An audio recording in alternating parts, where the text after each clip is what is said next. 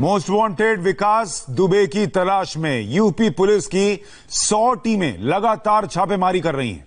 लगातार हम आपको अपडेट दे रहे हैं, लेकिन इस वक्त हमारे साथ बिकरू एनकाउंटर में शामिल 2 चश्मदीद जुड़ रहे हैं। कानपुर कांड के चश्मदीद और विकास दुबे के गुर्गों के हमले में जख्मी सिपाही अजय कश्यप आज हॉस्पिटल से अपने घर पहुंचे। बुलंदशहर के डिबाई कस्बे के रहने वाले अजय उस स्याह रात के चश्मदीद हैं। उनकी आंखों के सामने हुआ सब। पिछले हफ्ते गुरुवार की रात विकास दुबे के घर दबिश देने गई पुलिस टीम में सिपाही अजय भी शामिल थे। उनके मुताबिक रात करीब 12:15 बजे सीओ की अगुवाई में 3 थानों की पुलिस बिकरू गांव पहुंची थी, जहां पर पुलिस ने अपनी गाड़ियां गांव के बाहर ही खड़ी कर दी और पैदल विकास दुबे के घर की तरफ निकल पड़े। क्या कुछ उस दिन हुआ वो खुद बताएंगे, मुझे बताने की जरूरत नहीं है। वो हमारे साथ लाइव जुड़ रहे हैं।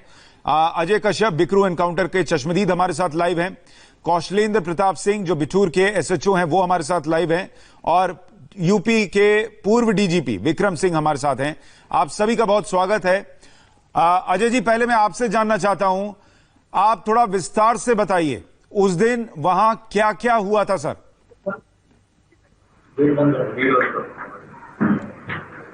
सर वहां पे हमें 12:30 बजे के आसपास हमारे एसओ सर कौशलेंद्र प्रताप के पास फोन आया था। तो फिर हम वहाँ पे दबिश में गए। हमारे थाने से 2 गाड़ियाँ गई थी। तो वहाँ पे हम गांव के बाहर हमने गाड़ियाँ खड़ी करी। उसके बाद फिर हम वहाँ के बाद पैदल जाने लगे उसके घर की तरफ। तो वहाँ पे फिर जेसीबी, हमें एक जेसीबी खड़ी दिखाई दी। तो जेसीबी के नीचे से एक आदमी ही निकल पा रहा था। तो एक मतलब लाइन सी बन गई थी। तो किसी ने स्टाफ की तरफ से टॉर्च मारी विकास दुबे घर की तरफ, तो वहाँ एक आदमी दिखाई दिया। तो कुछ लोग घर से लेफ्ट की तरफ जाने लगे, उसे घर को पीछे से घेरने के लिए। कुछ राइट तरफ जाने लगे। हमारे SO sir Kaushlendra Pratap sir घर के लेफ्ट तरफ जाने लगे। उन्होंने, हमारे थाने में 2 अजय हैं, अजय सेंगर और एक मैं अजय कश्यप। तो सर ने आवाज दी अजय, तो हम दोनों अजय सर के पास पहुंच गए। तो हम घर के लेफ्ट तरफ जाने वाले थे, तो तभी हम उस घर के कोने तक ही पहुंच पाए थे। तो वहां पे जी फिर आगे क्या हुआ सर, बताइए, सुन रहे हैं हम। हाँ, तो फायरिंग स्टार्ट हो गई। तो फिर वहां लगभग 20 से 22 राउंड पहली बार में होंगे। तो मेरे गोली लग चुकी थी, और हमारे साथ 2 अजय सेंगर भैया थे, उनके 2 गोली लग चुकी थी पेट में। लेकिन गोली सर के लग चुकी थी, लेकिन सर को नहीं पता था उनको गोली लग गई है। तो अजय सिंह भैया सर को बताया कि मेरे गोली लग गई है। फिर मैंने भी सर को बताया सर मेरे भी गोली लग गई है।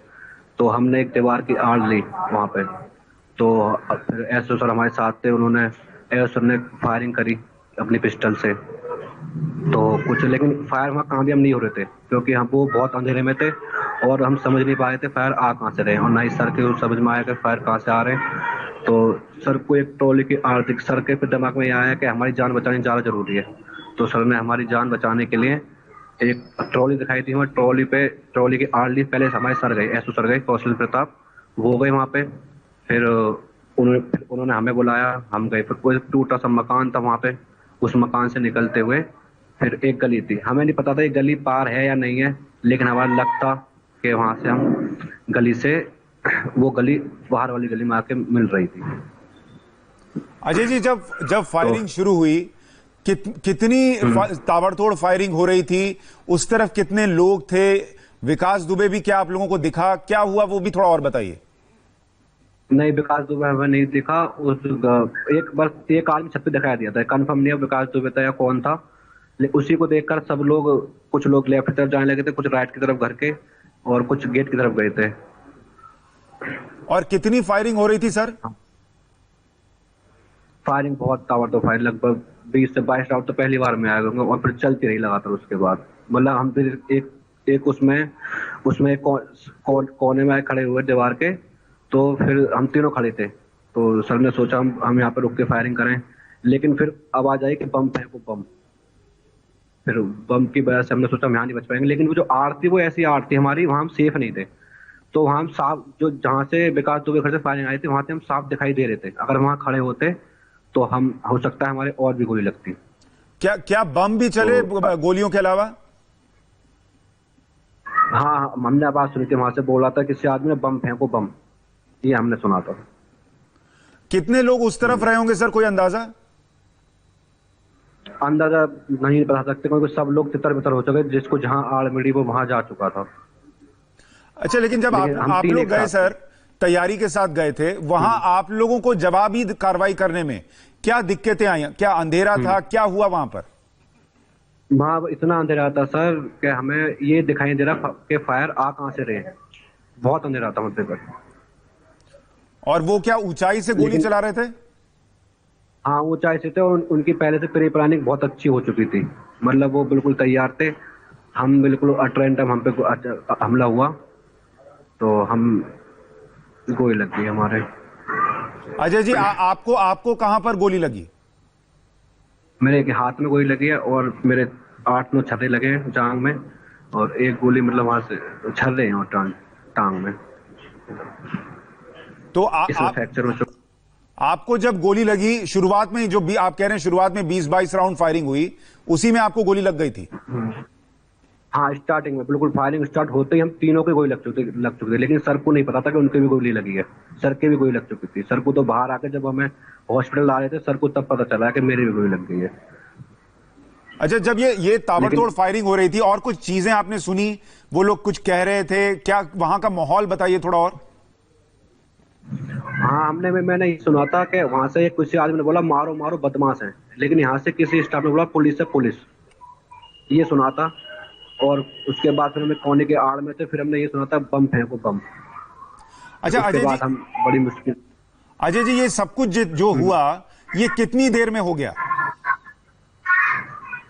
ये हम तो वहां से स्टार्टिंग के मतलब 5 से 10 मिनट के अंदर, 10-15 मिनट के अंदर हमें जब दिखाई दिया कि हमारी जान नहीं बच पाएगी यहाँ पे, और अजय सेंगर भैया के पेट में गोली थी, मतलब वो बेहोश से हो रहे थे, तो उन्हें जल्दी से अस्पताल पहुंचाने के सर ने हम दोनों को निकाला वहां से, क्योंकि मेरे भी गोलियां लग चुकी थी। अगर हो सकता है सर हमारे साथ ना होते तो आज हम भी ना होते। अच्छा, एक चीज और बताइए, मैं कौशलेंद्र जी के पास भी जाऊं उससे पहले, कि क्या कुछ लोगों को हमने ये पता चला कि कुछ पुलिस वालों को सिर में गोली मारी गई, क्या वो लोग बाद में पास आए, डिप्टी एसपी का कहा गया पैर काट दिया गया था, ये सब कुछ आपके सामने हुआ क्या? नहीं सर, हम उससे पहले हम वहां से आ चुके थे। वो उसके जब हम रास्ते में हम आ रहे थे अस्पताल में, तब हमें कुछ खबरें आती नहीं, सर के पास फोन आए, फिर और भी कुछ हो सकता, फायरिंग अभी लगातार चालू है। सर ने फिर सब पे फोन करे, एसएसपी सब पे, बड़े अधिकारियों पे। आप लोगों ने और फोर्स के लिए फोन किया क्या, उस वक्त मदद के लिए फोन किया? हाँ, सर ने बहुत फोन करे, सबके पास फोन करा। हम वहां से आते सबसे पहले फोन ही करे, ऐसे फायरिंग हो चुकी है, कुछ घायल है लोग और जल्दी से फोर्स भेजो, सब जगह फोन करे सर ने। ठीक है। मेरा फोन वहीं मोटिवेट में गिर गया था। कौशलेंद्र प्रताप सिंह जो बिटूर के एसएचओ हैं, वो भी हमारे साथ हैं। कौशलेंद्र जी, आपका उस दिन का आपको क्या क्या याद है, क्या क्या हुआ था? हाँ, मैं बताना चाहूंगा आपको। उस दिन एक्चुअली क्या है कि चूंकि चौबेपुर थाना जो है हमारा पड़ोस का थाना है, और पड़ोस का थाना होने के नाते क्या है, अक्सर हम लोग एक दूसरे की मदद भी करते रहते हैं। तो उसी दिन क्या हुआ कि एसओ चौबेपुर साहब का मेरे पास में फोन आया था कि एक दबिश में जाना है। तो उस दबिश में जो है जाने के लिए, चूंकि सीओ बिल्लौर साहब हमारे इंचार्ज थे उस समय, तो हम लोग जो है तुरंत तैयार हो गए। तकरीबन ये फोन हमारे पास में जो है वो 12 बजे के टाइम पे आया होगा। तो हम लोग करीबन 12:20 के टाइम पे हम लोग यहाँ निकल गए, और करीबन 1 बजे के टाइम पे हम लोग वहां पहुंचे हैं।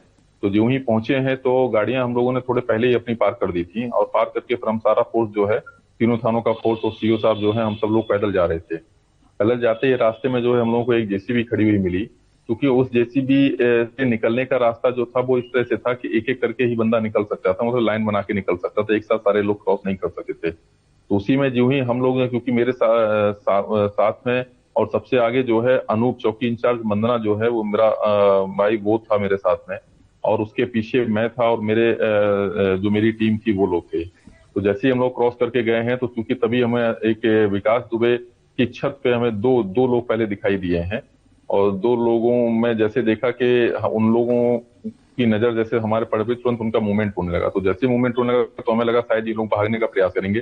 तो हम लोग उसका घर घेरने के लिए जैसे ही आगे बढ़े, तो वहीं जैसे कि अचानक जो है हमारे ऊपर जो है तकरीबन मुझे लगता है शायद आधे से 1 मिनट के वो दौरान ही करीबन हमारे पास से 20 राउंड फायर हो गए।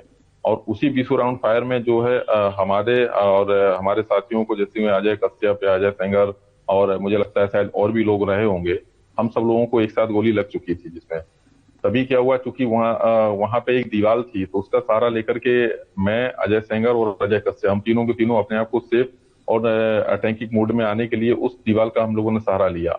बाकी के लोग हमसे बिछड़ चुके थे, क्योंकि जब फायरिंग हुई तो उस समय कोई जिसको जहां जगह मिली मतलब पोजीशन लेने की या छिपने की, वो व्यक्ति वहां पे छिपा।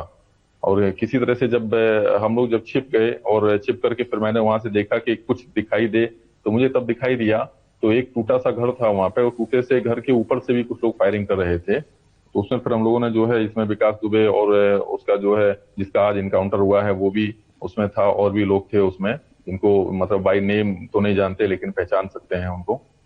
इस तरह के लोग भी वहां पे थे। तो इन्होंने जब फायरिंग करना शुरू कर दिया तो फिर अजय ने तक हमको बोला कि सर मेरे पेट में गोली लग चुकी है। तो फिर उस समय फिर हम लोगों ने वहां से निकलना चाहा, और वो किस्मत हमारी बहुत अच्छी थी, क्योंकि वहां से निकलते ही जब हम लोगों ने एक ट्रॉली की यार्ड ली, ट्रॉली की यार्ड लेने के बाद में एक टूटा सा घर था वहां पे, तो उस घर के रास्ते से जो है हम लोग निकले। हालांकि हमें वहाँ की लोकेशन के बारे में, वहाँ का जियोग्राफिकल आइडिया बिल्कुल भी नहीं था, लेकिन वो किस्मत हमारी ठीक थी कि वहां से निकलते ही हमें थोड़ा सा एक खरंजा टाइप का रास्ता मिल गया, और उसके माध्यम से फिर हम लोग थोड़ा सा आगे की तरफ निकल गए। ये इंसिडेंस था वहां का। एक चीज बताइए, आपने देखा विकास, अमर, इन लोगों को आपने देखा गोली चलाते हुए, और किस किस को देखा, अगर आप पहचान पा रहे हैं उनको? हाँ बिल्कुल, एक एक हीरो करके भी है, क्योंकि इसका बाय नेम तो नहीं जानते थे, लेकिन फोटो से जब सोशल मीडिया में जब हमारे डिपार्टमेंट की तरफ से इन लोगों का फोटो जब है फोटो मतलब दिखाया गया नाम के साथ में, तो हम लोग जो है इन कई सारे लोगों को आइडेंटिफाई कर पा रहे हैं कि हाँ इस शकल का व्यक्ति वहां पे था। अच्छा, और कौशलेंद्र जी, आपको गोली कहां पर लगी?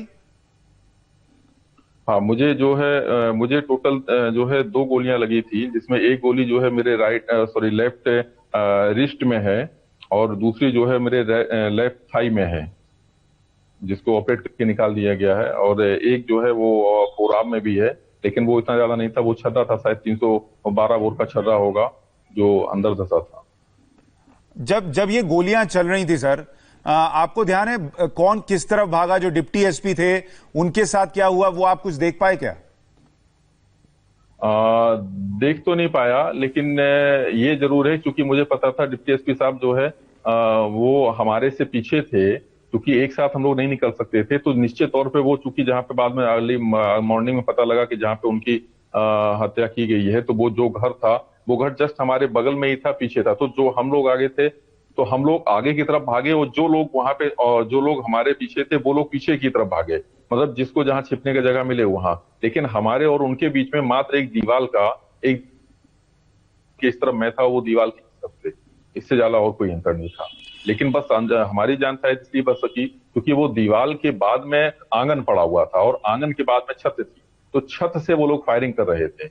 और चूंकि अब हमारे सीओ साहब जो हैं किस तरह से वो घर के अंदर पहुंचे, ये चीज कंफर्म नहीं हो पाई। लेकिन ये है कि उसी तरह से जो है मतलब वो उस घर के अंदर पहुंच गए, और वो घर चूंकि उन्हीं लोगों का था। कौशलेंद्र जी, क्या एक घर की छत से फायरिंग हो रही थी या कई घरों की छत से फायरिंग हो रही थी?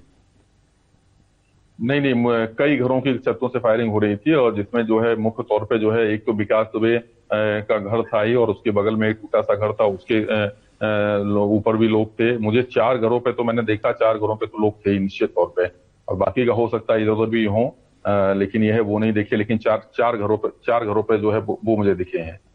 और आप कितने लोगों को देख पाए कि कितने लोग उधर थे जो फायरिंग कर रहे थे?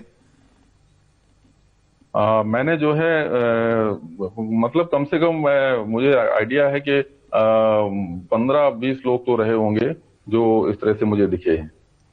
और उनके पास जो हथियार थे वो आप देख पाए? कैसे ऑटोमेटिक हथियार थे? किन हथियारों से फायरिंग कर रहे थे वो? हथियार ऑटोमेटिक तो मैं नहीं बता पाऊंगा, लेकिन हाँ ये जरूर है कि उनके पास में देखिए 315 बोर की राइफल और प्लस 12 बोर की राइफल, मतलब बंदूक, ये चीज तो निश्चित तौर पे रही थी, और तमंचे वगैरह भी रहे थे। और साथ में हाँ एक चीज और है कि उनके द्वारा जब हम निकल रहे थे वहां से, तो उन्होंने देख लिया था, क्योंकि जब मैं फायरिंग करते हुए निकला तो उनको ये आइडिया हो गया था कि फायरिंग इस दिशा से हो रही है। तो उसमें से जो है एक ने बोला, चिल्ला करके बोला कि इनके ऊपर बम मारो बम। तो लेकिन तब तक हम निकल चुके थे, बम हमारे पीछे से फटा है, लेकिन तब तक हम उसकी रेंज से जो है बाहर आ गए। कितने बम फटे होंगे सर उस पूरे दौरान में, आपको कोई अंदाजा? मुझे लगता है मैंने जो बहुत तेज आवाज के साथ में जो है मैंने 3 से 4 आवाज तो सुनी मैंने। और कितने राउंड कोल्ड फायरिंग रही होगी जब तक आप वहां से निकले नहीं थे? कितनी गोलियां चल गई? राउंड का तो कुछ आइडिया नहीं है, चूंकि मैं बताऊं आपको, चूंकि इतने सारे लोग फायरिंग कर रहे थे, उसमें ये लग रहा था कि एक व्यक्ति फायर करता तब तक दूसरा ऑलरेडी लोड कर चुका होता था। तो मुझे लगता है कम से कम मेरे रहने तक वहां 60-70 राउंड तो फायर हो चुका हो।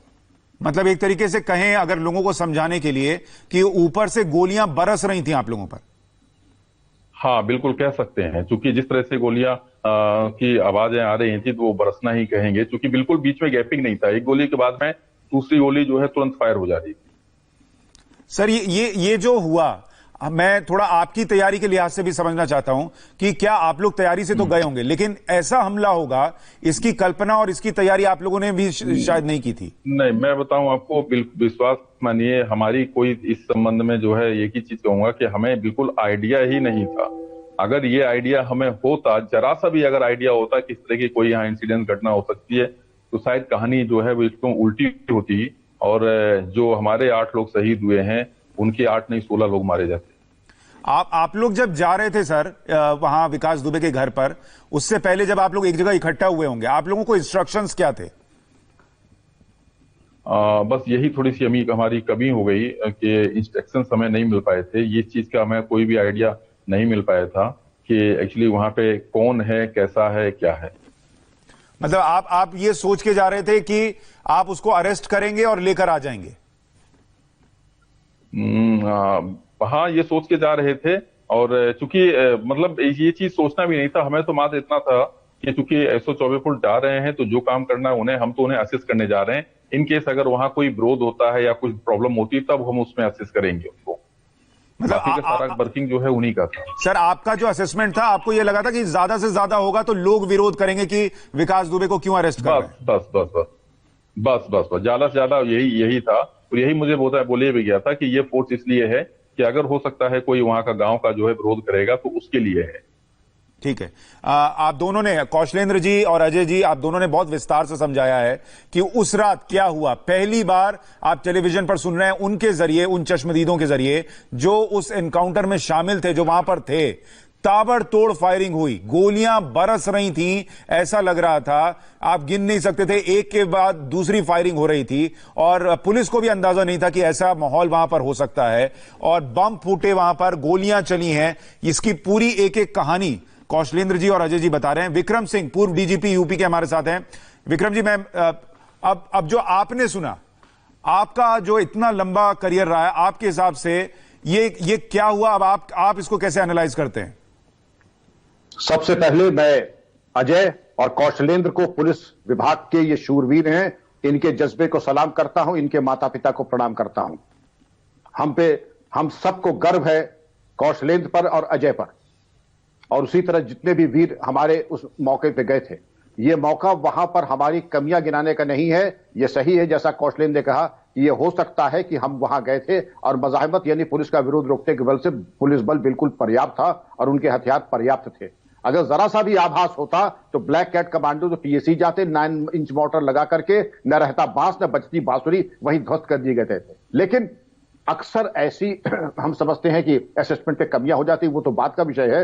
लेकिन विकास दुबे को राक्षस बनाने में और गमले में उगने वाले पौधे से बरगद अपराध का बनाने में हमारे पूरे राजनीतिक दलों का, उनका आशीर्वाद और मुख्य सहमति रही है। बताया जाता है कि इसके पास 30,000 वोट है। जब निर्वाचन आता था तो इसकी प्रासंगिकता बढ़ जाती थी। धनबल, बाहुबल, बूथ कैप्चरिंग, हथियार और जो भी नाजायज काम हो सकते थे वो विकास दुबे के द्वारा किए जाते थे। मेरी प्रबल संस्कृति रहेगी, यूपी पुलिस का खून कोई पब्लिक प्रॉपर्टी नहीं कि जिसको जो चाहे बहा दिया। वक्त आ गया कि जो आईएएस आईपीएस अफसर, जो राजनेता जिन्होंने इसमें ऑक्सीजन फूकी है, उनका लाइट डिटेक्टर टेस्ट और पॉलीग्राफ टेस्ट करा करके उनकी चल अचल संपत्ति अगर संलिप्त है, कुर्क होनी चाहिए। गैंगस्टर एक्ट में इसका प्राविधान है कि जिन राजनेताओं ने, अधिकारियों ने ऐसे लोगों को सपोलों से अजगर बनाया है, उनकी चल अचल संपत्ति कुर्क होनी चाहिए। और उनको भी विकास दुबे के साथ वहीं जाना चाहिए जहां विकास दुबे ने तो खैर अपने डेथ वारंट पे हस्ताक्षर खुद बना दिया है। ये मैं आज बता दूं आपको, इसका भविष्य मुझे बहुत अच्छा नहीं दिख रहा है। बाकी आप जो पूछेंगे मैं उसका जवाब दूंगा। विक्रम जी, मुझे एक बात बताइए, आपने जिस गमले में लगने वाले पौधे को बताया कि वो बरगद हो गया, उस बरगद में कुछ स्थानीय लोगों का सपोर्ट हो सकता है, कुछ जात पात का की जो राजनीति होती है उसका किरदार हो सकता है, लेकिन जो सियासत रही मैं उसको समझना चाहता हूं, क्योंकि आप तो वहां डीजीपी रहे सर। जिस आदमी ने थाने में घुसकर राज्य मंत्री को मार दिया, उसको इतने सालों में 17 हथियारों का लाइसेंस कैसे मिला सर? ये तो असंभव होना चाहिए। असंभव होना चाहिए। जीरो टॉलरेंस की बातें हम करते हैं, वचनम किम दरिद्रता, बातों से हम खुश कर सकते हैं, लेकिन मैं यही कह रहा हूं, सिपाही से लेकर के डीजीपी तक, चीफ सेक्रेटरी तक और राजनेताओं में जिन लोगों ने इसकी स्टाइल लाइसेंस पे संस्तुति की है, उनका डिसमिसल तो होना ही चाहिए। नंबर 2, जिसने इनके मुकदमे में वांछित पैरवी नहीं की, इसके नाजायज कार्यों पर उन्होंने वो कार्रवाई नहीं की, अपील में हाईकोर्ट नहीं गए, उन सब पे कार्रवाई होनी चाहिए। मैं इसको खुल के, मैं 3 साल एसएसपी कानपुर रहा हूं और ये 2 अधिकारी हैं, जरा पूछ सकते हैं कि रौंद करके बुलडोजर चल जाना चाहिए था। ऐसे लोगों के जिंदा रहने का कोई औचित्य ही नहीं है, इनकी खुली हवा में सांस लेने का औचित्य नहीं है। पुलिस अधिकारी कौशलेंद्र और अजय की तरह जिनको चाहिए भूखे शेर की तरह टूट सर, पड़े। जब आप एसएसपी थे कानपुर के, तब बुलडोजर क्यों नहीं चल पाया? कोई पॉलिटिकल प्रेशर था? तब ये शायद पैदा भी नहीं हुए थे, लेकिन जो इनके बाप के बाप थे उस तरीके के लोगों में बुलडोजर चला। कानपुर के 2 अधिकारी पता लगा सकते हैं। मेरी जीरो टॉलरेंस रहती थी, ये तब वो नहीं थे। इनके आका से आका जो थे कानपुर में, जरा पता लगा ले मेरे कार्यकाल में कितने डीजी में कितने एनकाउंटर हुए और कितने निस्तानाबूद कर दिए गए। ठीक है, कौशलेंद्र जी आप बताइए, आपका चूंकि जो थाना है उधर ही पड़ता है, ये विकास दुबे का वहां पर इतना दबदबा कैसे था सर? क्या वहां पर उसकी स्थिति होती थी, जरा आप समझाइए। वैसे मैं आपको बताना चाहता हूं, क्योंकि मेरा जो थाना है वो चौबेपुर थाना नहीं, मेरा बिठूर थाना है।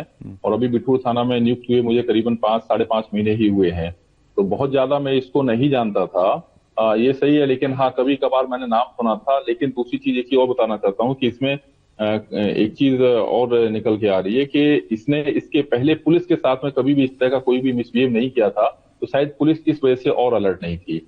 पब्लिक के साथ में इसका जो है लड़ाई झगड़ा होता रहता था, जो कि जिस तरह के मुकदमे उसके ऊपर लिखे गए हैं वो ज्यादातर मारपीट के ही हैं और बाकी जो हत्या के प्रयास के भी हैं। तो इसमें जो है एक चीज है कि पुलिस के साथ जब मिसबिहेव नहीं किया गया था, तो इस वजह से बहुत ज्यादा इस चीज को जो है वो सीरियस नहीं लिया गया था।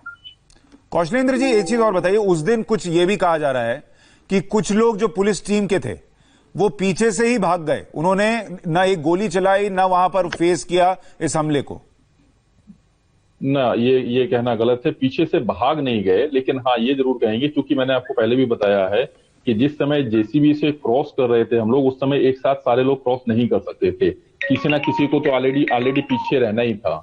तो उसमें क्या है ना, जब क्रॉसिंग करने के टाइम पे चूंकि फायरिंग जस्ट उसी समय फायरिंग होगी, और जिस समय फायरिंग हुई तो फिर कुछ लोग जो पीछे थे, जो जेसीबी के पीछे थे, वो जस्ट पीछे ही रह गए, और जो लोग आगे निकल गए थे वो आगे निकल गए। तो इसलिए, और ये नहीं कहा जा सकता है कि उसमें कुछ लोग पीछे रह गए थे या फिर आगे निकल गए थे। वो तो एक कंडीशन, वहां की जो परिस्थिति थी उस परिस्थिति के हिसाब से, क्योंकि अचानक जब फायरिंग होने लगेगी तो हर व्यक्ति जो है वो सोचता है कि कहीं ना कहीं सेफ होकर के पोजीशन ले ली जाए। और रही बात यह है कि पुलिस ने फायरिंग नहीं की, ऐसा नहीं है, पुलिस ने फायरिंग की, लेकिन दिक्कत क्या थी, क्योंकि वो लोग ऊपर थे और हम लोग नीचे थे, तो हमारा जो फायर है वो उनके पास नहीं पहुंच पा रहा था, या फिर ये कह लीजिए कि हमारा निशाना वहां पे नहीं पहुंच पा रहा था।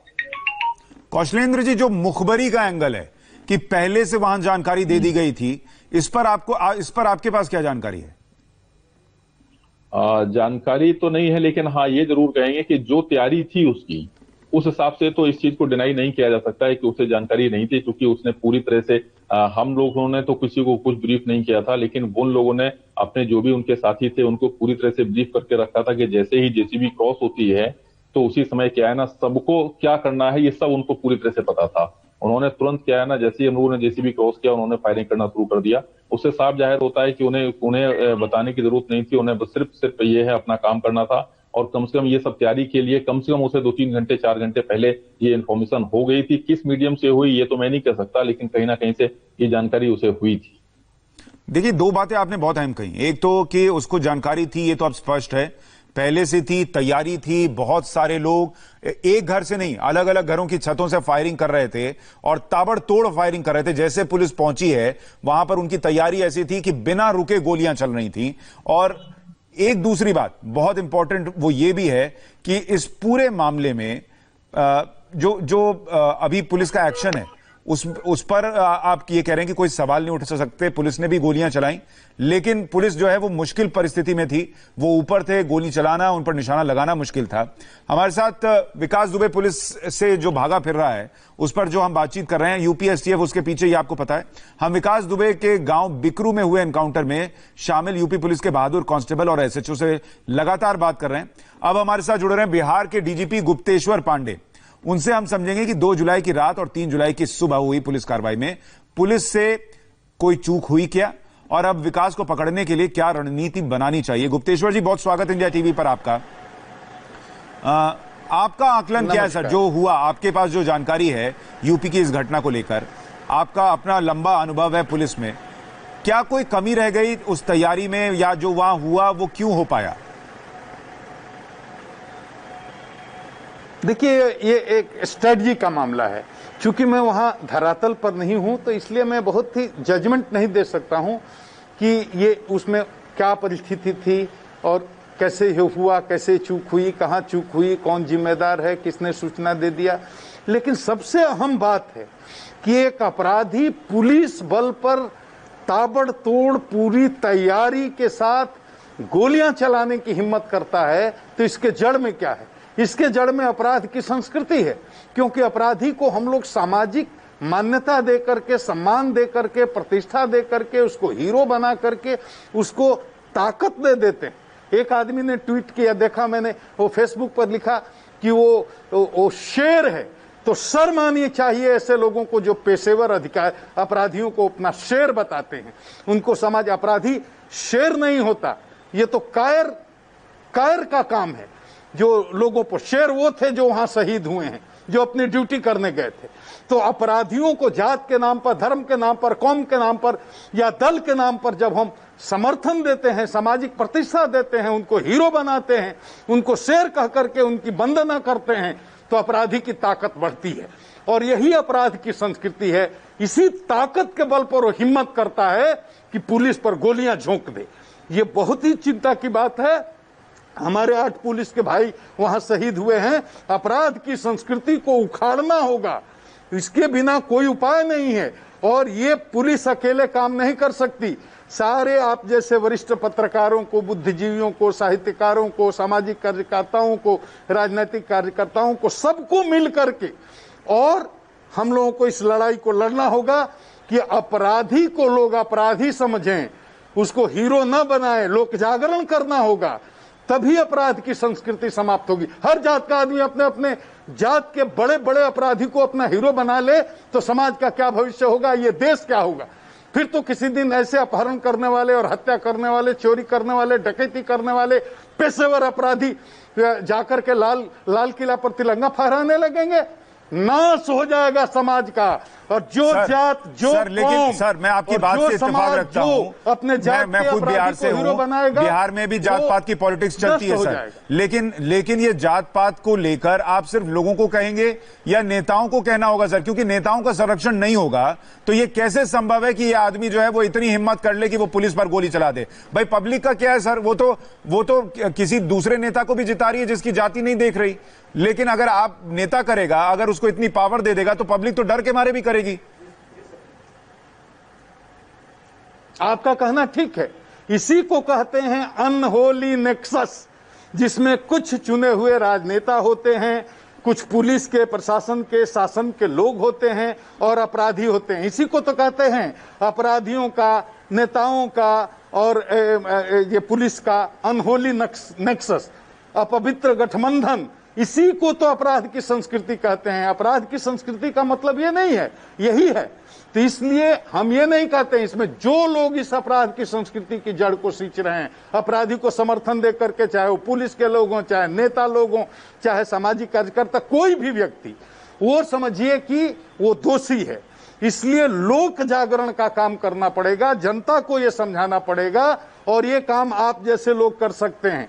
सब लोगों को मिल करके जनता को समझाना होगा कि अपराधी की कोई जात नहीं होती, अपराधी सिर्फ अपराधी होता है। उदाहरण लीजिए, इसी विकास दुबे की बात कर रहे हैं। गुप्तेश्वर जी, जो नेक्सस गुप्तेश्वर पांडे को दिख रहा है, वो गुप्तेश्वर जी जो नेक्सस आपको दिख रहा है, जो आप कह रहे हैं पुलिस का, नेता का और अपराधी का नेक्सस, अगर वो गुप्तेश्वर पांडे को दिख रहा है तो बाकी उनको भी तो दिख रहा होगा जिनके ऊपर जिम्मेदारी इस नेक्सस को तोड़ने की, फिर क्यों नहीं टूटता? वही तो बात है कि लोग जाइए, जनता के पास सारी शक्ति है, जनता के पास सारी ताकत है। जनता अगर जनमानस खिलाफ हो जाएगा इस अपवित्र गठबंधन के, तो एकदम ध्वस्त हो जाएगा। ये सबसे बड़ी बात है कि जनता में जागरण फैलाने की जरूरत है। आज जैसे ये इतनी बड़ी घटना उत्तर प्रदेश में हुई है, लेकिन मैं मानता हूं कि वहां पर इतनी संकल्प शक्ति है, वहां के पुलिस प्रमुख में, वहां के राजनीतिक संकल्प में इतनी ताकत है कि ये अपराधी बच नहीं सकता। कहीं से भी इसको उत्तर प्रदेश की पुलिस खोज करके पक्का निकालेगी, चाहे विलंब जितना हो। मुझे इसका दृढ़ विश्वास है। गुप्तेश्वर जी, जो पुलिस वाले अभी आपको सुन रहे हैं, वो ये भी कहेंगे कि जब हम पर ऊपर से प्रेशर आता है तो हम कैसे डील करें। गुप्तेश्वर पांडे पर जब ऊपर से ऐसा कोई प्रेशर आता है, कैसे डील करते हैं? हम आपको स्पष्ट बता दें, ये जो सुन रहे हैं उनको, पहले तो अगर हमारी बात करें तो मैं आपको बता देता हूं कि बिहार में सुशासन का मतलब यह है कि सुशासन का मतलब ये नहीं है कि यहाँ अपराध नहीं होगा, चोरी नहीं होगी, कहीं डकैती नहीं होगी, कहीं हत्या नहीं होगी। सुशासन का ये मतलब है कि अगर अपराध होगा तो अपराधी चाहे कोई भी हो, कोई भी आदमी, कोई नेता, कोई ताकत ये नहीं कह सकता कि हम पैरवी करके उसको बचा लेंगे। पुलिस को 100% फ्रीडम है, स्वतंत्रता है, और वही स्वतंत्रता पुलिस को उत्तर प्रदेश में भी है। इसलिए मैं कह रहा हूं कि मैं मान ही नहीं सकता इस बात को कि पुलिस पर इस बात के लिए दबाव होगा या दबाव पड़ सकता है कि अपराधी के खिलाफ कार्रवाई नहीं हो, कम से कम बिहार और उत्तर प्रदेश में। इसलिए, और ये भी बात, एक बात जान जाइए कि पैरवी जो नेता करते हैं वो 5% केस में करते होंगे, 95% केस में गलत या सही पुलिस के लोग खुद करते हैं। अगर वो न्याय देने का संकल्प रखते हैं, उनकी दृढ़ इच्छा शक्ति है, तो 99% केस में पुलिस के अधिकारी खुद न्याय दे सकते हैं। राजनेताओं का तो 1% केस में केवल हस्तक्षेप होता है। हम झूठा आरोप लगाते हैं नेताओं पर, झूठा आरोप लगा करके अपनी नाकामी को छुपाने के लिए बोलते हैं कि हमको राजतंत्र, ये नेता लोग काम नहीं करने दे रहे हैं। ये बकवास है, इस पर मैं विश्वास नहीं करता हूं। 1% में पैरवी होती होगी, 99% में आप कहां न्याय दे पाते हैं? जिसमें नेता नहीं पैरवी करते हैं उसमें कहां न्याय दे पाते हैं? तो हमको अपने तंत्र की कमी को भी देखना चाहिए।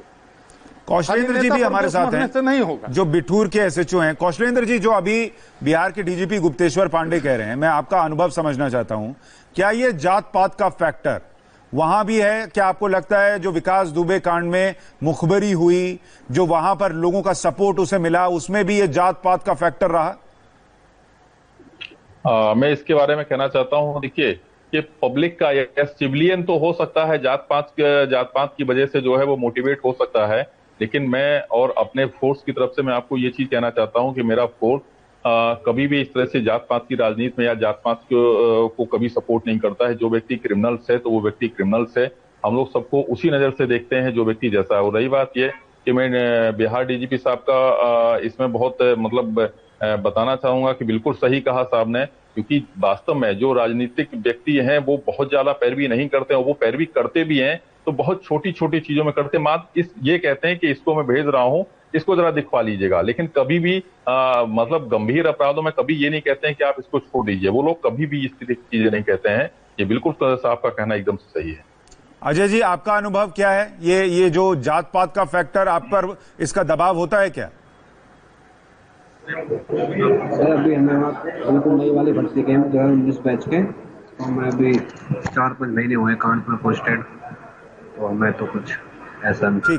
ठीक, कोई बात नहीं। एक चीज और बताइए कौशलेंद्र जी, जो वहां पर उस रात हुआ, क्या आपको यह भी महसूस हुआ कि स्थानीय लोगों का भी समर्थन था, सपोर्ट था विकास दुबे को, चाहे उनके घरों की छत को इस्तेमाल करने देना हो या बताना हो कि पुलिस अब कहां पहुंच गई है?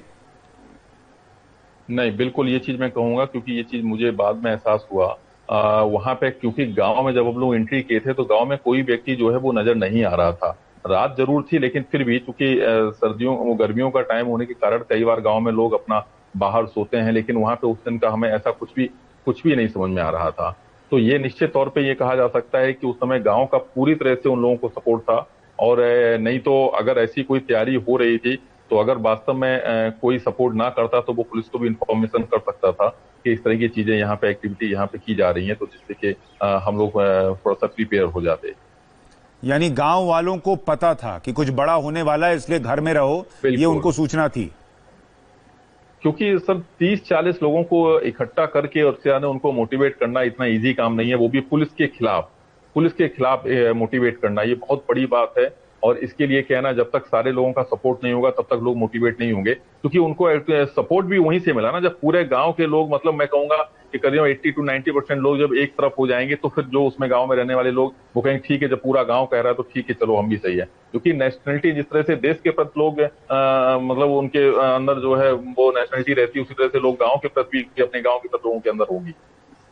ये देखिए, आप बहुत बड़ी बात कह रहे हैं गुप्तेश्वर जी, इस पर आप भी थोड़ी बात रखिए कि ये बहुत मुश्किल है। एक विकास दुबे तो हो सकता है जो ये इतना मन बना ले कि भाई मैं मार दूंगा पुलिस को और मैं बच भी जाऊंगा या देखेंगे क्या होगा, लेकिन अगर 30-35 लोग में ये भर देना कि चलाओ पुलिस पे गोली, कुछ नहीं होगी, ये आसान बात नहीं है गुप्तेश्वर जी। बहुत आसान है ये। लोग पागल हो जाते हैं जात के नाम पर, और उनके इकोनॉमिक आर्थिक इंटरेस्ट भी होते हैं, बहुत तरह के इंटरेस्ट होते हैं, बहुत जटिल है। इस चीज को समझना बहुत जटिल है। बहुत तरह के इंटरेस्ट हो जाते हैं और उसमें आर्थिक इंटरेस्ट भी हो जाता है। कहीं ना कहीं उस जात का सबसे बड़ा है इमोशनल अटैचमेंट। तो इसी को तोड़ने के लिए सब नतीजा है केवल अपराध की संस्कृति का। जात के नाम पर गोलबंद हो जाते हैं, जान देने के लिए तैयार हो जाते हैं, कटने के लिए तैयार हो जाते हैं, मरने के लिए तैयार हो जाते हैं। हमने देखा है अपराधियों पर जब ऐसे कार्रवाई होती है तो महिलाएं हजारों की संख्या में आ जाएंगी, रोड पर सो जाएंगी। लोग आकर के अपना कुर्ता का बटन खोल देते हैं कि हमको गोली मारो, उसके बाद वहां तक पहुंच पाओगे। लोग पागल कर देते हैं। इसमें पैसे का भी है, इमोशनल भी टच है। इसीलिए लोगों को पहले इमोशनली जागरूक करना होगा, सोशल अवेयरनेस फैलाना होगा, लोक जागरण करना होगा, अपराधियों को अलग थलग करना पड़ेगा ताकि उनको जात के नाम पर, कौम के नाम पर या मजहब के नाम पर कोई समर्थन ना दे, नहीं तो उनकी ताकत ऐसे ही बढ़ती जाती है। लेकिन गुप्तेश्वर जी, लोग ये भी बहुत लोग होंगे जो विकास दुबे से सहानुभूति रखते होंगे कि अगर विकास दुबे के साथ लोग जात के नाम पर खड़े हो गए, पूरा गांव एक ही जात का तो होगा नहीं। दूसरे लोगों ने पुलिस के पास मुखबरी क्यों नहीं की कि ऐसा कुछ होने वाला है? गांव का पूरा सपोर्ट मिला, जैसा कौशलेंद्र जी कह रहे हैं कि पूरा गांव अंदर था, ऐसा लग रहा था उनको पता है कि कुछ बड़ा होने वाला है। पता होगा और नहीं करते हैं लोग डर से भी। ऐसा मतलब नहीं कि पूरे गांव के लोग दिल से उसके साथ होंगे। दिल से हो सकता है 10% लोग हों, हो सकता है 90% लोग दिल से उसके खिलाफ हों। मैंने अपने देखा है व्यवहारिक जीवन में, वो खिलाफ हैं लेकिन डर के मारे कुछ नहीं बोल सकते, उनके पास कोई रास्ता नहीं। पुलिस उनको बचा भी नहीं सकती, शासन उनको बचा भी नहीं सकता। अगर खुलेआम विरोध जाहिर करेंगे उनकी हत्या हो जाएगी। जो अपराधी पुलिस पर गोली चलाने में नहीं डरता है, 8-8 हमारे पुलिस सिपाहियों को, अधिकारियों को मार सकता है, गांव में किसी निरीह ग्रामीण को का गला काटने में उसको कितना वक्त लगेगा? ये अपराधी का आतंक होता है जिसके कारण 90% लोग, मैं आज भी मानता हूं कि अधिकांश लोग अपराध और अपराधी को पसंद नहीं करते हैं, लेकिन वो डर के मारे, उसके आतंक के मारे, वो कि रहना इसी के साये में है, पुलिस कब तक हमारी सुरक्षा करेगी, चुप रहो, तो डर से भी चुप लगा जाते हैं। तो अपराधियों पर जब कार्रवाई होगी और ऐसे लोगों को गिन गिन करके, ठोक करके कानून की ताकत जब समझाई जाएगी तो जनता का भी मनोबल बढ़ता है, उस पर उसको हिम्मत भी आती है। लेकिन अपराधी पर जब प्रभावकारी कार्रवाई नहीं होती है तो जनता का मनोबल भी टूटता है। ऐसे लोग जो अपराध और अपराधी को नहीं पसंद करते हैं वो भी सामने आना नहीं चाहते, डर से बहुत लोग उसमें नहीं बोले होंगे कुछ। कौशलेंद्र जी, एक बात बताइए, कुछ ऐसी भी खबरें आई कि छतों पर 2-3 महिलाएं भी थी जो ये चिल्ला रही थी कि पुलिस वालों को मारो, पुलिस वालों को मारो।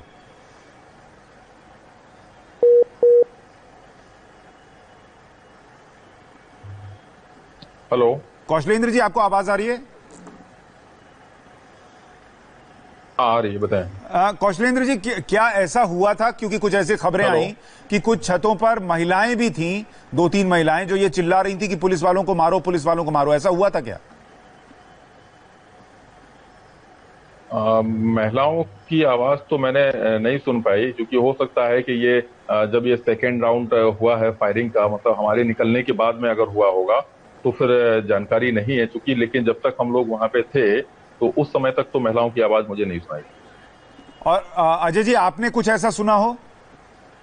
नहीं सर, मैंने ऐसा तो नहीं सुना। आपने भी नहीं सुना। लेकिन कौशलेंद्र जी, आप ये कह रहे थे कि कुछ लोग थे जो ये आवाज आप सुन रहे थे कि कह रहे थे पुलिस पे बम मारो, ये लोग भाग रहे हैं। हाँ बिल्कुल, ये बात सही है, क्योंकि हमारे ऊपर ही जो जिसने ये बोला था उसने हमारे पीछे से हमारे ऊपर ही बम फेंकने का प्रयास किया था। लेकिन चूंकि तब तक हम उस बम की रेंज से निकल चुके थे, क्योंकि वो लोग हमसे तकरीबन जो है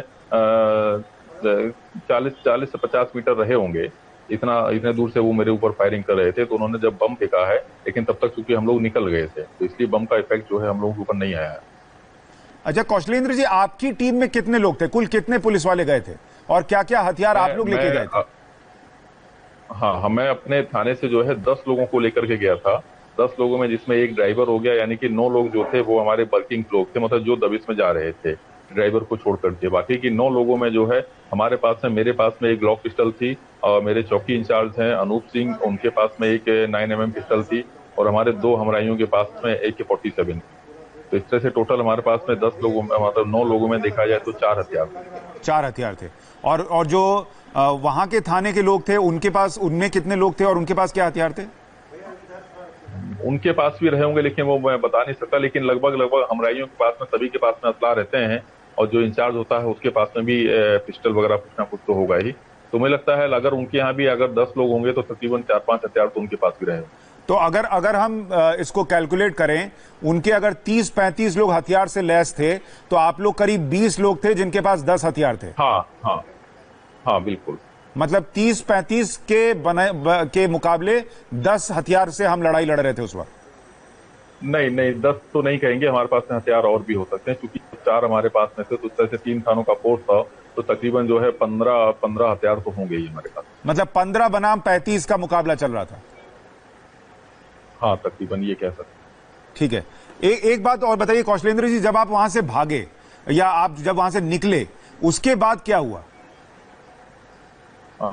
उसके बाद तो चूंकि जब हम निकल रहे थे वहां से, तो उसके बाद हमारे पीछे से भी फायरिंग तो हो ही रही थी, उस समय भी हो रही थी, लेकिन चूंकि दिक्कत ये थी, मेरे पास में एक पिस्टल थी, और हमारे दोनों हमराइयों के पास में जो है जो एक असला था, तो वो दूसरा हमारा हमराई था उसको दे दिया था। तो यानी कि हमारे पास में फिर मात्र एक ही असला बचा हुआ था। हम 3 लोग थे, लेकिन असला हमारे पास में एक था।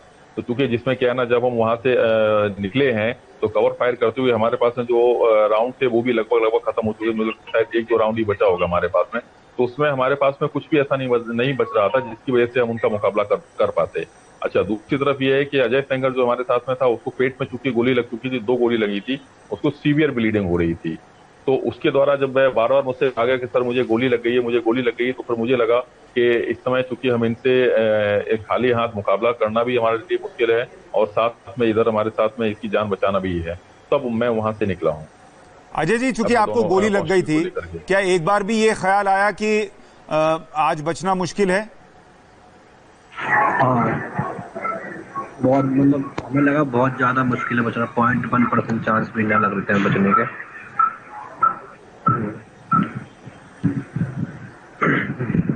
ठीक है, चलिए कौशलेंद्र जी, आपके मन में उस वक्त ये ख्याल आया था कि अब शायद मुश्किल है बच पाना, और जो बाकी साथी आपके रह गए थे उनको लेके चिंता जरूर रही होगी आपकी?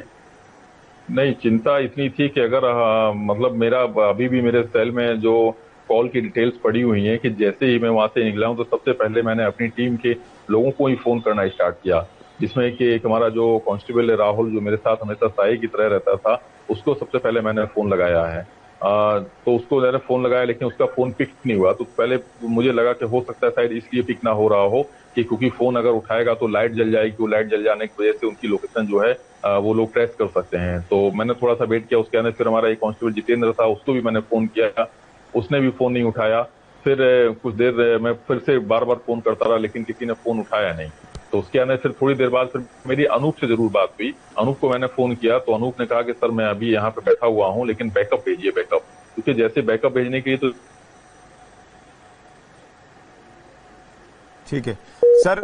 गुप्तेश्वर पांडे जी, मैं चाहता हूं आखिर में जो हमारे दो साहसी पुलिस वाले यहां बैठे हैं जिन पर गोलियां बरस रही थी फिर भी वो वहां पर उससे जूझते रहे और फिर वहां से निकले, उनके लिए अगर आप कुछ कहना चाहें। इनके जज्बे को सलाम है, मैं इनको सलाम करता हूं और मैं बहुत बहादुरी से लड़े हैं। शहीद होना ये तो हमारी ये प्रोफेशनल हजार्ड है, हम मारते हैं मरते हैं, ये होता रहता है।